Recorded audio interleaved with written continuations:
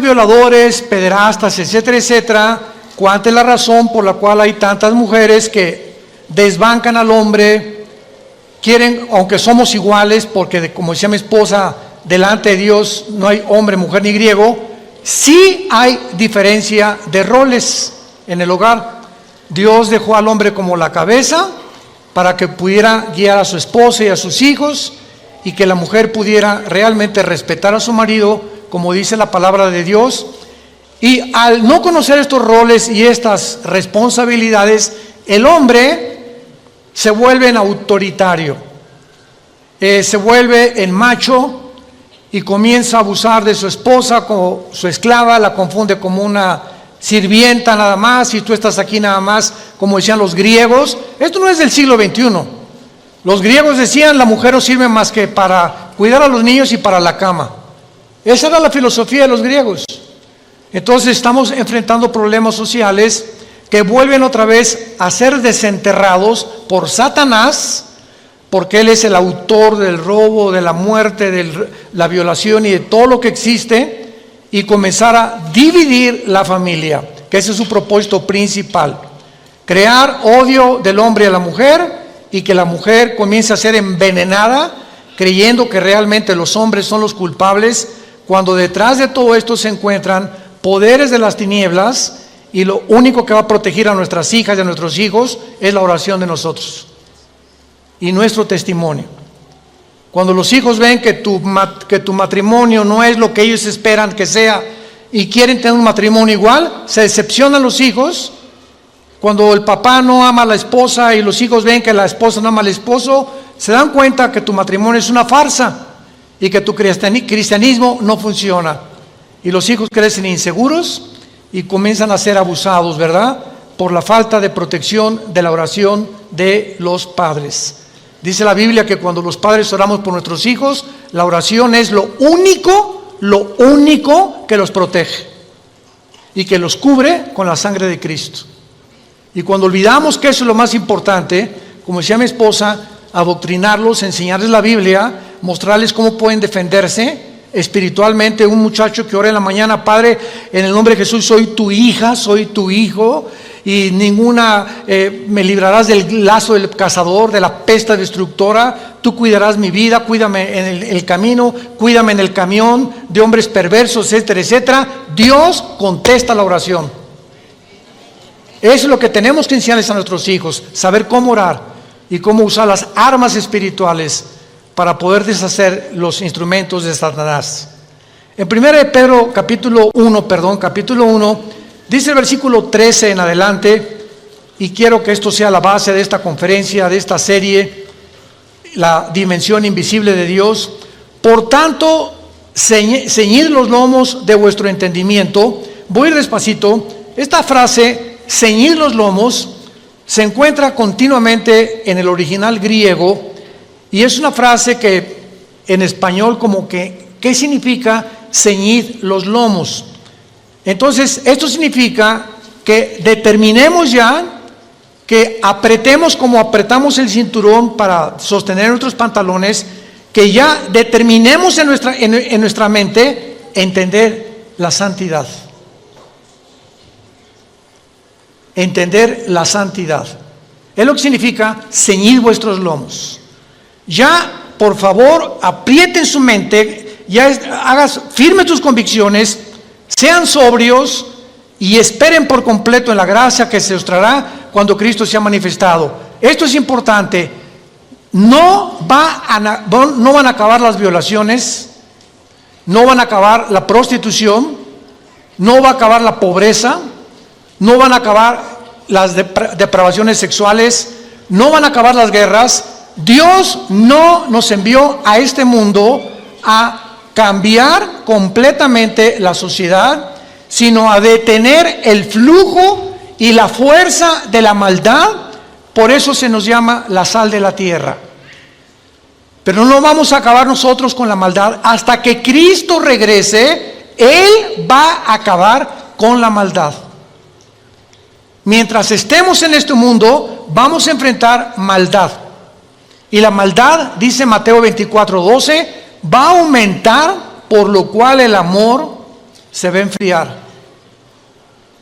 ¿Saben qué es lo que se enfría? El amor por las almas. Ya los cristianos no van a tener amor por las almas, ni le van a querer hablar a nadie de Cristo, cuando es el Evangelio el instrumento que Dios nos ha dado para cambiar realmente la sociedad, porque hasta que los hombres que nos escuchan ahorita no entiendan que Cristo pagó por ellos en la cruz y no inviten a Cristo como su Salvador, un hombre ni una mujer van a cambiar. Lo único que cambia es el nuevo nacimiento. Y fuera de eso, perverso es el corazón y engañoso más que todas las cosas. Hay un animal con el cual nacimos, que la Biblia le llama pecado, y que ahí está, los cristianos nos damos cuenta cada día que pasa y crecemos en Cristo más y más, que cuando ese animal que traemos de nosotros, aún los cristianos lo seguimos trayendo. Por ejemplo, tú tómate 2 o 3 copas de más, o trata de usar alguna droga, le abres la jaula al animal. Y te das cuenta con 2 o 3 copas, o con una droga, que ya no haces, ni piensas, ni hablas como una persona normal. Y vas a hacer cosas que nunca harías en tus 5 sentidos. Es lo que Pablo nos dice en Filipenses capítulo 1, yo no soy como el que tiene confianza en la carne. Traemos un animal dentro, todos. Unos ya lo han domado, unos lo tienen enjaulado, unos lo tiene, el Espíritu Santo nos fue dado para ese animal poderlo amarrar y que no lo dejemos suelto, porque viene la anarquía. Es como un caballo salvaje que lo deja suelto y que sale, ¿verdad? Hay que meterle el freno al caballo, causarle dolor al caballo para que el caballo responda. Esto es lo que Pedro nos quiere decir: aprieten ya los lomos de vuestro entendimiento, sean sobrios y esperen. Estamos viviendo una época donde estamos esperando que este mundo sea cambiado por Jesucristo. Y mientras Cristo viene, hagamos, como decía mi esposa, lo más que podamos para poder detener, no acabar, porque no vamos a acabar con la maldad, detener con nuestras oraciones y nuestro testimonio y la predicación del Evangelio, que la maldad no se reproduzca ni avance con la fuerza que está avanzando. Tenemos que aumentar las reuniones de oración en nuestras iglesias. Versículo 14, como hijos obedientes, no se conformen a los deseos que antes teníamos estando en vuestra ignorancia. Antes de ser cristianos, los hombres, ¿verdad? La mayor parte de los hombres están acostumbrados a ver a una mujer y comérsela con los ojos. La mayor parte de los hombres ven a las mujeres, y las mujeres no se dieron cuenta, hace 30 o 40 años, no se dieron cuenta que la forma como se visten también, y no estamos diciendo, ¿verdad? Ay, pues qué hombres tan cochinotes. Es que la mujer tiene su participación también. Dice 1 Timoteo 2 que las mujeres se vistan con ropa decorosa. Entonces también hay cierta participación de mujeres que se ponen escotes, que se ponen pantalones demasiado apretados y forzosamente atraen sobre su cuerpo las miradas. Entonces también hay que cooperar, ¿verdad? Del otro lado, para que las mujeres dice la Biblia, como las mujeres que profesan la piedad. Ahora, si tú eres cristiana, vas a cambiar tu manera de pensar y te vas a vestir de una manera que no traigas la atención sobre tu cuerpo. Nada de minifalda, ni el escote por acá, ni pantalones demasiado apretados, ¿verdad? Ni coqueteos, ni mucho menos, porque los hombres responden inmediatamente ante estas tentaciones. Entonces, es lo que Pablo quiere decir: seamos obedientes, tanto los hombres como las mujeres. Las mujeres que se vistan con ropa decorosa, y los hombres en Cristo comenzamos a entrenar nuestros ojos. Pasas por un puesto de pornografía, o vas a la playa, ya viste un bikini, ¿verdad? Hay playas donde ya no usan ni siquiera el brasier las mujeres. Ya la viste, pues ya no lo puedes impedir. No la veas 2 veces, no la filmes. Ya la viste, y eso requiere entrenamiento. Volteamos y ya no quiero pensar en eso, no quiero seguir viendo eso. ¿Por qué? Porque me va a hacer daño. Me va a hacer daño y ese daño me va a provocar que yo vea a mi esposa con otros ojos.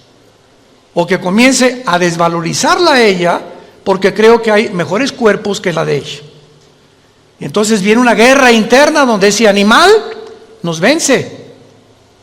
Y Cristo lo dijo en Marcos 14:38, velad y orad, manténganse en oración, velad, mantente despierto, porque estamos rodeados de tentaciones, películas, series, pornografía, revistas, por todos lados estamos inundados de pornografía, de inmoralidades. Entonces tenemos que entender eso, seamos obedientes y Dios nos va a bendecir. Seamos obedientes. Y dice la Biblia, y este es el tema de nuestra conferencia en esta mañana, versículo 15, sino como aquel que os llamó es santo. El llamado es de un Dios que hizo los cielos y la tierra, y la Biblia lo describe como algo santo. Y la palabra santo que vamos a desarrollar en esta mañana, y la santidad, no es lo que tú creías que significaba. Como aquel que nos llamó es santo, dice la Biblia, sean ustedes, nosotros los cristianos, santos en toda. Cuando te levantes, sé santo. Cuando te bañes, sé santo. Cuando vayas al trabajo, sé santo. Cuando te subas al metro, sé santo. Cuando llegues a tu casa, cuando estés en tu trabajo, sé santo en toda tu manera de vivir.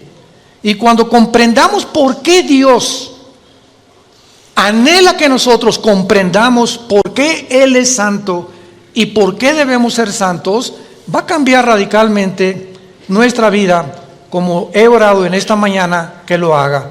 Y el versículo 17 dice, y si invocamos por Padre a aquel que sin acepción de personas juzga según la obra de cada uno, condúzcanse en temor todo el tiempo de vuestra peregrinación, sabiendo, recordando que el precio que se pagó por nosotros fue la sangre de Jesucristo.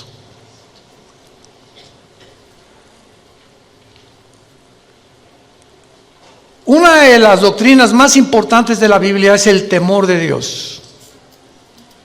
Me costó a mí mucho trabajo comprenderlo hace muchos años. Proverbios 1:8, el principio de la sabiduría es el temor de Dios. Capítulo 2 de Proverbios, hijo mío, guarda mis mandamientos, atesóralos en tu corazón, búscalos más que el oro y que la plata, porque entonces entenderás el temor de Dios. Entonces vemos que esa frase, el temor de Dios, comenzamos a pensar que Dios nos manda que tengamos miedo de Él, ¿no es verdad? Porque cuando dice el temor de Dios es el principio para que comencemos a tener decisiones sabias en la vida, tenemos que entender el temor de Dios relacionado con la santidad. Entonces hay dos frases diferentes porque en el hebreo y en el griego, en el original, son diferentes. Una cosa es tenerle miedo a Dios y otra cosa es tener el temor de Dios. Síganme con mucho cuidado. Las personas que le tienen miedo a Dios se alejan de Él porque tienen miedo de Dios. Y las personas que tienen temor de Dios se acercan a Él porque conocen su carácter y saben que no pueden andarse ni salirse con la suya, y que Dios nos ve desde que nos levantamos hasta que nos acostamos, lo que pensamos, qué hacemos, qué meditamos, qué libros leemos. Él tiene un monitoreo de nosotros, de los billones de personas que habitamos ahorita el planeta, que somos como 7.500 millones de habitantes. A cada persona Dios la tiene monitoreada, y vas en el metro y sabes lo que va pensando Chencho, lo que va pensando Chabelita en el metro de Suecia, lo que está pensando en Inglaterra. Es impresionante y no nos sorprenda. Ahorita la computadora más grande del mundo, que la tienen los chinos, hace millones de cálculos en un segundo. Ahorita en China tú llegas y en las estaciones de los trenes y en las estaciones de los autobuses hay cámaras que comienzan a detectar las caras de los miles de chinos, para mí que todos son iguales. Y pensarán lo mismo de nosotros, ¿verdad? Y de cada uno, y cada vez, y entonces juntan los miles que tienen, lo meten a la computadora, inmediatamente saben quiénes están siendo buscados por la ley, quiénes son delincuentes o a quienes se pasaron los altos 3 o 4 veces. Es increíble lo que nosotros con la tecnología hemos hecho. Ahora imaginémonos a Dios. No nos sorprenda el control, el monitoreo tan perfecto que tiene Dios de cada uno de nuestros pensamientos. Hace algún tiempo estábamos enseñando nosotros la doctrina del temor de Dios. Y esta es la mejor ilustración que les puedo dar. Cuando nuestros hijos eran chicos, mi esposo y yo le decíamos a los niños: pórtense bien, vamos a ir a cenar con unas personas y cuando regresemos no queremos tener chisme ni que se pelearon ni mucho menos. Y muchas veces regresábamos, mi esposa y yo, y encontrábamos cojines desplumados o etcétera, etcétera, porque cuando nos íbamos, pero nada más estaban esperando que arrancara el carro para gritar: ¡viva Zapata! Libres por fin. Cuando regresamos, hicimos algo. Vamos a poner cámaras de televisión en el baño, en la sala, en la cocina y en el jardín. Cuando nosotros regresamos, parecían San Clotilde y San Carmelita, nuestros hijos. ¿Qué fue lo que originó su cambio de conducta? El sentirse vigilados. Cuando sabes que te están vigilando, no harías las cosas que haces cuando ni siquiera sabes que estás vigilando. Y muchos de ustedes hacen las cosas que hacen porque creen que Dios no los ve. Si tú supieras en tu corazón realmente que Dios te ve, no harías las cosas que haces escondidas. Pero las haces porque ya perdiste el temor de Dios. Ese es el temor de Dios, si lo quieres apuntar. La conciencia que Dios nos observa las 24 horas. Y como sé que Dios me está viendo, yo voy a caminar delante de Él lo mejor que yo pueda, porque sé que no lo puedo engañar y que todo lo que siembre lo voy a recoger. Ahora, muy bien, este concepto del temor de Dios y de la santidad de Dios, desgraciadamente la religión popular comenzó a promulgar que la iglesia, me refiero al Vaticano desde luego, tenía o se podía adjudicar el derecho de hacer santas a las personas. Y entonces, a través de muchos siglos, se moría una persona, se llamaba Carlos, y entonces Carlos fue o monje o fue monjita Clotilde, etcétera, etcétera, y se investigaba que hiciera milagros, entre comillas, quién sabe si son o no son, y entonces la iglesia determinaba santificarlo o beatificarlo. La iglesia se adjudicó el derecho de ella determinar quiénes son santos y quiénes no son santos. En otras palabras, nosotros vamos a declarar santos a los que nunca rompieron ni un plato, o a los que consideramos, aunque no los observábamos día y noche, ni sabíamos lo que se hacía en el convento. Simplemente entre Madrid y otro convento en España encontraron más de 100 fetos. Entre el convento de monjitas y el de los hombres, los monasterios de los hombres. ¿Por qué? Porque hacían túneles y se metían como los topos, rascándole con las monjitas. Y las monjitas se embarazaban, nadie sabía, ni la madre superiora, y enterraban y abortaban. ¿Por qué? Porque se prohibió que se casaran. Porque para poder servir a Dios tienes que encerrarte en un lugar y nunca casarte. El voto del celibato sacerdotal. Todas estas barbaridades que ya cuando venimos a la Biblia las comenzamos a comprender. Venimos a la Biblia y encontramos en la primera carta a los Corintios, en la segunda carta a los Corintios, en el libro de Éfeso, en el libro de Filipenses, de Colosenses, de Gálatas, todas las cartas comienzan: Pablo a los santos de Corintio, Pablo a los santos de Éfeso, Pablo a los santos. Vemos en la Biblia que Dios declara santos a los que han invitado a Jesucristo como su Salvador. Y la palabra santo, por el amor de Dios, apúntala en el original hebreo y en el original griego. En el hebreo es la palabra kadosh, con Q de queso, kadosh. Y en el griego es la palabra que se usó para poder decir agios, agios con H y G de gárgara. Kadosh en el hebreo, agios en el griego. Y tanto en el hebreo como en el griego, la palabra santo nunca significa bueno. ¿Qué es el concepto que tenemos? Ahí te crees muy santito, ¿verdad? O sea, te crees muy bueno. La palabra santo no significa eso. La palabra santo, apúntalo, significa separado, apartado para servir a Dios. Cuando Dios nos dice, sean santos porque yo soy santo, tenía Dios que enseñarlo desde el principio con el pueblo de Israel. Dios agarró al pueblo de Israel y se lo trajo a un monte que se llama el Sinaí. Ahí en el monte Sinaí le dijo a Moisés: sube tú nada más allá arriba a la punta conmigo. Después subió Josué y al pueblo le dijo Dios que se queden a la mitad, porque el que se acerque a la montaña muere. Y comienza Dios a asociar la santidad con la muerte.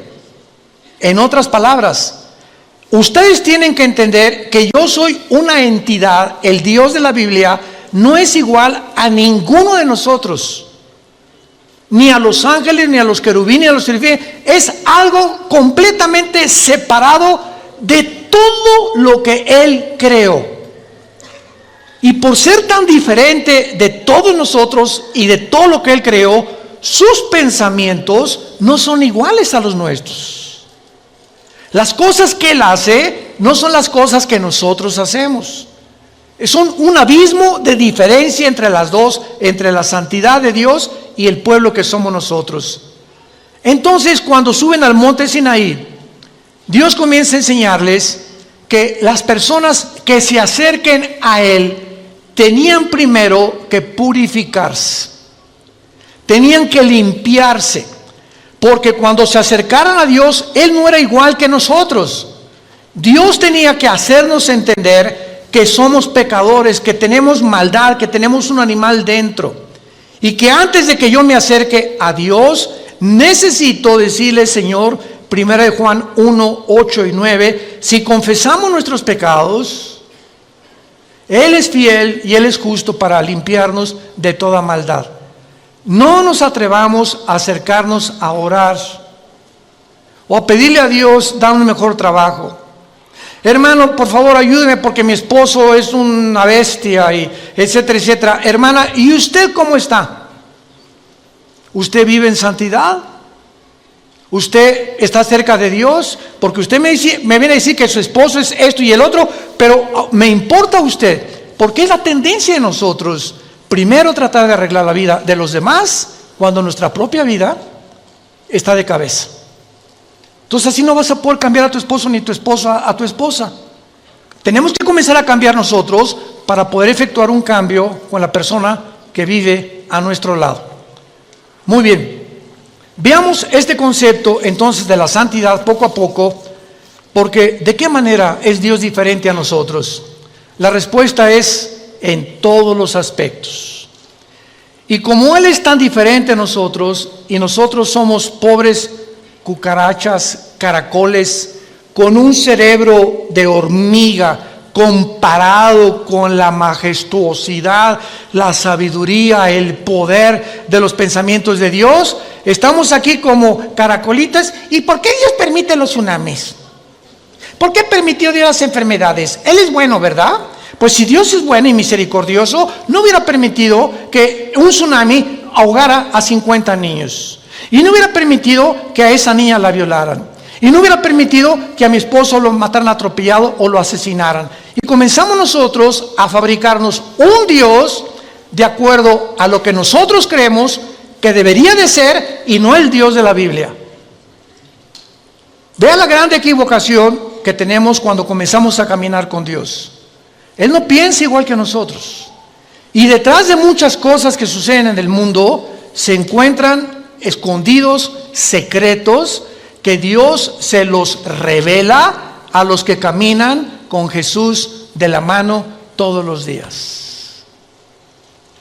Porque el precio que tienes que pagar para caminar con Dios es la humildad y la santidad. El Espíritu Santo. ¿Por qué se llama Santo el Espíritu de Dios? Porque me dice el Espíritu Santo: Armando, agárrate de la mano. ¿Quieres caminar conmigo? Sí. Si caminas en santidad, te voy a guiar, te voy a fortalecer, te voy a decir lo que tienes que hacer, te voy a dar consejos, te voy a decir cómo, etcétera, etcétera. Pero si tú pecas, me sueltas de la mano, porque soy hipersensible como las palomitas. Así es el Espíritu Santo. Y no puedo caminar contigo, porque dos no pueden caminar de acuerdo si no estuvieran juntos. Para caminar con alguien tienes que estar de acuerdo con la persona que caminas.